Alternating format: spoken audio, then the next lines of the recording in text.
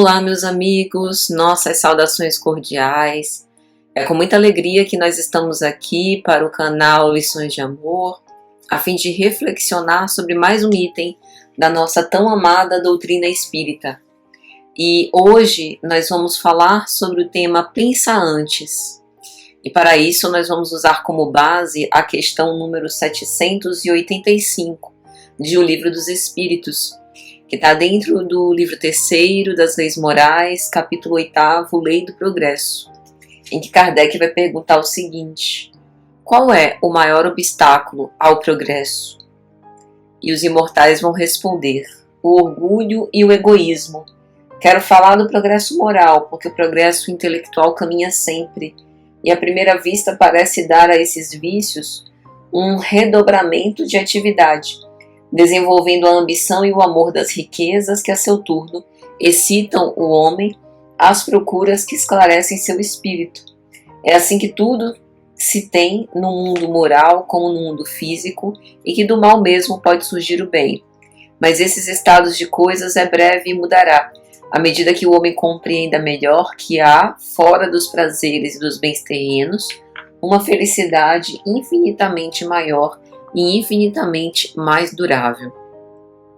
Então, veja que interessante essa noção do progresso intelectual e do progresso moral, e que aquilo que nos afasta de desfrutar da verdadeira felicidade nada mais é do que o orgulho e o egoísmo que muitas vezes nos leva a virar as costas em relação aos nossos deveres, né?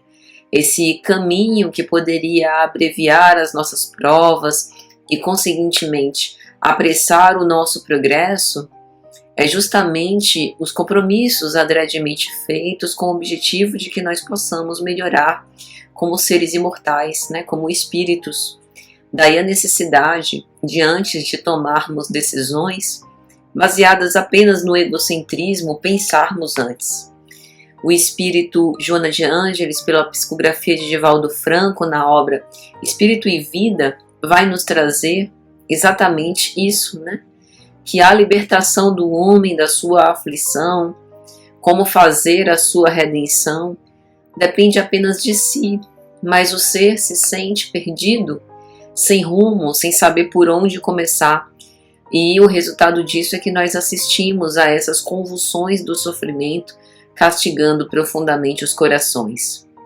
A gente vê lágrimas de saudade quando estamos distantes dos nossos afetos queridos, prantos que são nascidos na soledade que não é bem enfrentada, a enfermidade e a limitação trazendo muito desespero, mas no entanto, o Evangelho nos serve exatamente para trazer o consolo a essas e muitas outras dores.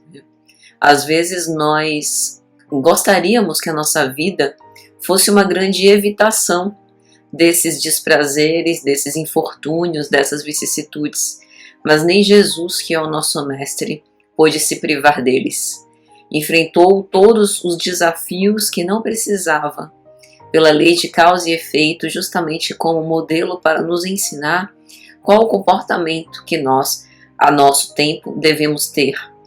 Então a gente não pode aspirar, né, pelo menos não nessa existência, não nesse momento, ao repouso, aquela mentirosa felicidade nascida na inação.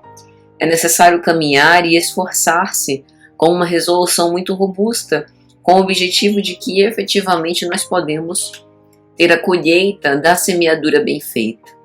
A gente não pode se candidatar a tarefas maiores sem ter tido experiências nas pequenas tarefas do dia a dia dentro do ambiente familiar. A gente não pode se colocar numa condição de querer ajudar o outro sem antes ter ajudado a nós mesmos, né? Então é por isso que Joana vai dizer que, antes de tudo, importa trabalhar sem esmorecimento, com humildade, com reconhecimento, as oportunidades iluminativas que nós temos. Só assim a gente pode agir com caridade e com humildade, que são os antídotos ao orgulho e egoísmo que tanto atravancam o nosso processo. E com isso a gente pode se iluminar com a mensagem do exemplo do Cristo, fixando os ensinamentos dele nos recessos da nossa alma, utilizando a nossa existência para produzir para o bem, para fazer o bem dos outros e de nós mesmos, a fim de que possamos nos tornar dignos como ele, de renascer em liberdade e progresso, graças ao nosso próprio esforço pessoal. Então, antes da desencarnação, antes de metermos os pés pelas mãos, de respondermos ofensivamente e reativamente aquilo que a ofensa gratuita, aquilo que nos dizem, que nos desestabiliza, que nos desestrutura, pensemos antes, né? A quem importa tanta violência, tanta agressividade, quanto o nosso objetivo enquanto seres imortais é fazer brilhar a nossa luz. Então é mais ou menos isso. Espero que vocês tenham tornado, algo útil dessas palavras, e até a próxima, se Jesus assim permitir.